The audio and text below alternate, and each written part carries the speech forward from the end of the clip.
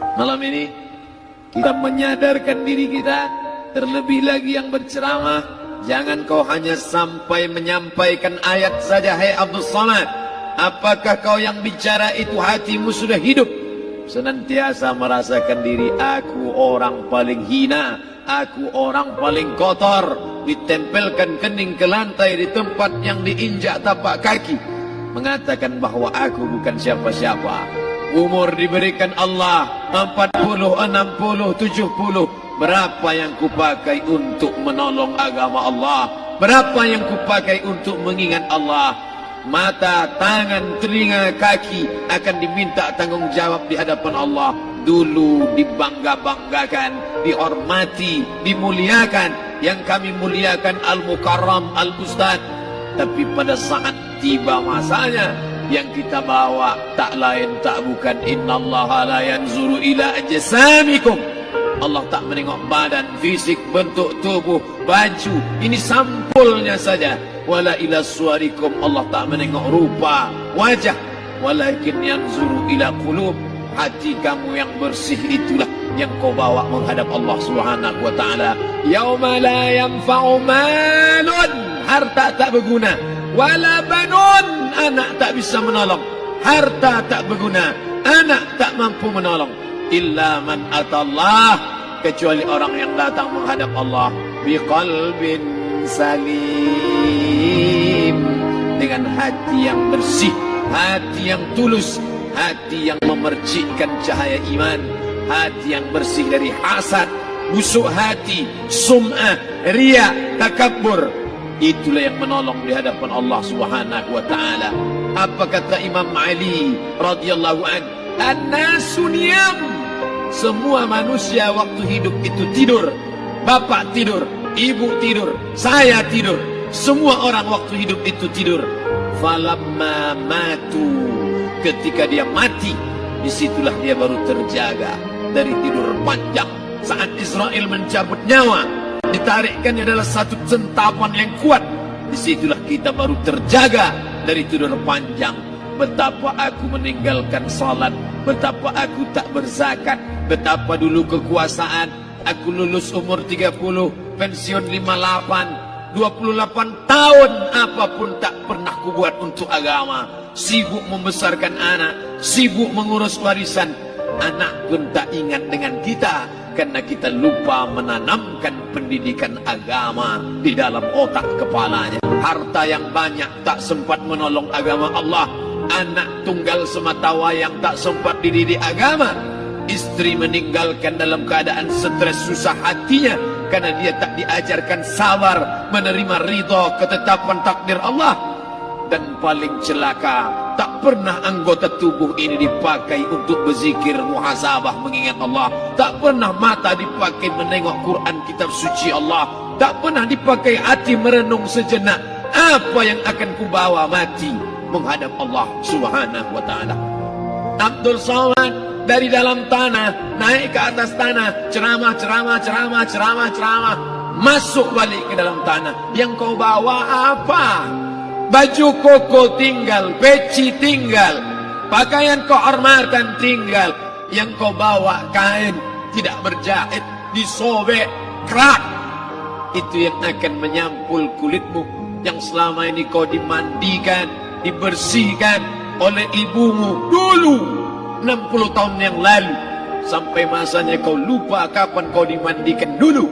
Sekarang ruh melihat, disebut dia ruh karena dia raha ya ruhu ruh, seperti aroma semerbak yang datang pergi hinggap. Ruh sampai masanya dia datang masuk ke dalam jasad, ruh sampai masanya dia pergi meninggalkan jasad. Malam ini dimuliakan Al-Mukarram Haji Abdul Samad LCMA. Kenapa Abdul Samad ini dimuliakan? Karena ruh hinggap sejenak sebentar, sampai masanya besok pagi dia ruh keluar dari dalam tubuh ini. Anak yang katanya ayahku sayang, istri katanya kaulah abang, sampai masanya mereka tak lagi mau mendekat. Rumah itu saya yang buat, saya yang mengukurnya. Tapi begitu ruh sudah keluar dari badan, tidak satu pun semeter, sesenti, sejengkal, sehasta ada tempat di rumah itu untuk jenazah bernama jenazah Abdul Somad. Mana kawan, sahabat, andai tolan, anak menantu, teman sekantor, semuanya pergi meninggalkan. Yang tetap dibawa, kalau pernah kaki melangkah salat berjamaah di masjid, kalau pernah tangan mengusap kepala anak yatim, kalau pernah tangan mengucap subhanallah. Nanti di akhir tausiah kita akan berzikir, munajat, muhasabah diri, berdoa, mengenang apa yang akan kita bawa menghadap Allah Subhanahu wa taala.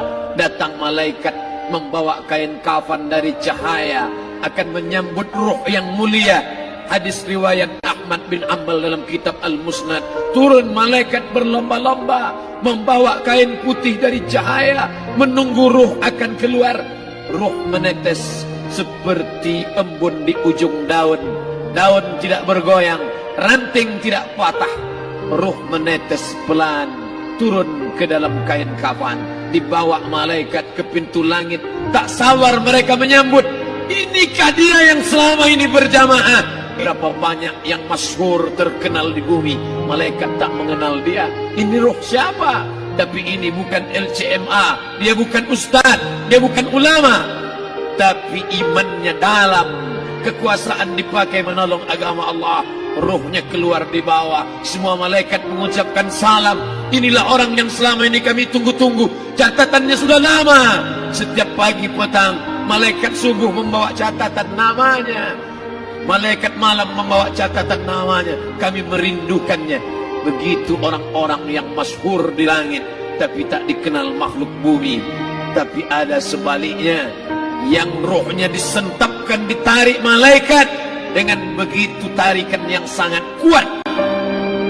Nabi bertanya saat Isra Mi'raj kepada mereka yang sudah mati ribuan tahun yang lalu, apa yang kalian rasakan? Yang satu mengatakan seperti tebasan pedang di tempat yang sama beratus kali. Yang satu mengatakan seperti kambing yang dikuliti hidup-hidup. Yang satu mengatakan seperti mata kail pancing ditarik dari kulit yang basah. Maka kita berdoa setiap selesai salat, Allahumma hawwin alaina, ringankan kami ya Allah, fi sakaratil maut, di saat sakaratul maut yang amat sangat menyakitkan itu, di saat malam pertama di tempat yang gelap, di tempat yang tak pernah diimpikan oleh orang, tapi kita tetap melewati dan merasakannya. Perlahan-lahan cacing tanah, ular-ulat kalajengking akan menggerogoti kulit yang selama ini dimandikan, selama ini dipakaikan sampo yang mahal, selama ini dioleskan pelembab yang lembut. Tapi ternyata sebelum roh keluar jasad, setelah keluar, dia hanya akan menjadi santapan cacing tanah, hancur berkeping hari demi hari. Yang pertama kali membusuk adalah mata, karena dia berisi cairan. Cairan ini mengering, busuk dan berlubang. Lalu kemudian usus sebulan di dalam tanah, mulai dia menggelembung masuk angin dan dia meletus pecah. Cacing-cacing tanah mulai datang menggerogoti, memakan. Habis, siap tak siap, suka tak suka, kau akan didatangkan. Apa yang akan ditanya oleh Allah? Perbuatanmu, amalmu. Faman ya'mal mithqala dzarratin khairan yarah. Sebesar biji sawi, sebesar ujung rambut, kau aniaya orang, kau makan titik peluh keringatnya. U'tul ajira ajrahu, berikan upah pekerjamu, gaji tukang panenmu, gaji tukang cuci setrikamu. Kau makan, kau tahan 3 bulan, dia tak menuntut, dia senyum, dia hanya mampu mengadu kepada Allah. Tapi titik peluhnya yang keringatnya, air matanya akan kau balas di hadapan Allah Subhanahu wa taala. Di saat itu tak ada siapa bisa menolong. Hari ini uangmu banyak, kau bayar pengacara handal 1 jam 100 juta, bebas tanpa syarat. Tapi di hadapan Allah semua akan bersaksi. Al-yawma nakhtimu ala, lidah yang selama ini pandai bicara dikunci, ditutup Allah taala yang akan bicara. Wa tukallimuna aydihim wa tashhadu arjuluhum, kaki akan bersaksi, tangan akan bicara. Bima kanu yaksibun, yang pernah dilakukan di masa yang lalu. Mata melihat seolah-olah nyata perbuatan itu pernah dilakukan dulu. Kita lupa, kita tak ingat. Tapi catatan malaikat terlalu terang benderang. Wa in kullun lamma jami'ul ladaina muhdarun. Catatan dibaca sampai-sampai orang itu tak percaya. Ma li hadzal kitab, kenapa buku catatan saya ini la yughadiru saghiratan, yang kecil-kecil, wala kabiratan, yang besar-besar, ahsaha, semua tercatat dalam buku catatan yang nyata. Dalam surat Al-Isra apa kata Allah? Iqra. Hari ini kalau dikatakan Iqra baca Quran, Iqra baca Yasin, malam Jumat Iqra baca surat Al-Kahfi, tapi sampai hari itu Yasin tak bermakna, Al-Kahfi tak lagi disuruh baca karena hidup sudah berakhir. Iqra, baca. Apa yang kau baca? Kafa binafsika al-yawma 'alaika hasiba. Baca buku catatan amal. Sampulnya dosa, isinya dosa. Catatan kakinya dosa, sampul penutupnya dosa, bibliografinya dosa. Sampai ia pun tidak percaya, kenapa aku hidup hanya dosa saja. Saat itu dia mendengar teriakan azab, saat itu dia menyaksikan pekikan teriakan sakitnya siksa. Rabbana, ya Tuhan kami, farji'na, balikkan lagi kami ke dunia. Rabbana, ya Tuhan kami, absarna, mata kami sudah melihat azab, wasami'na, telinga kami sudah mendengar sakitnya pekikan teriakan jeritan. Farji'na, balikkan lagi kami ke dunia. Na'mal salihan, kami ingin amal saleh, kami ingin bantu masjid, kami ingin sekolahkan anak yatim, kami ingin muliakan fakir miskin, kami ingin bantu panti jompo. Farji'na, balikkan lagi kami dunia. Kami ingin salat tahajud, kami ingin tahiyatul masjid, kami ingin puasa sunnah. Saat itu penyesalan tak lagi berguna. Na'mal salihan, kami ingin amal saleh. Andai kau beri kami tenggat waktu ya Allah, laula akhartani, kalau kau beri aku waktu, ila ajalin qarib, aku tak minta hidup 1000 tahun, ila ajalin qarib, sebentar saja kau hidupkan aku ya Allah. Di situ orang baru tahu apa yang pernah dilakukan dulu, yang di masa lalu tak ada cara lain kecuali malam ini kita bertaubat, taubat nasuha, mandi, salat sunat taubat. Ma min muslimin yuznibu dzamban, ada orang silap, khilaf, buat dosa, salah. Siapa yang tak pernah salah? Sedangkan datuk moyang kita Adam pun salah, tapi dia mengetahui, sadar salahnya. Dia berdoa, Rabbana zalamna anfusana, kami sudah menzalimi diri kami. Wa illam taghfir lana, kalau engkau tidak mengampuni kami, wa tarhamna, kalau kau tidak merahmati kami, lanakunanna minal khasirin, kami termasuk orang yang rugi ya Allah. Maka malam ini kita bermunajat kepada Allah, berdoa, mengenang masa lalu, bergelimang dosa, besok tak akan kita ulang. Kita minta ampun kepada Allah Subhanahu wa taala.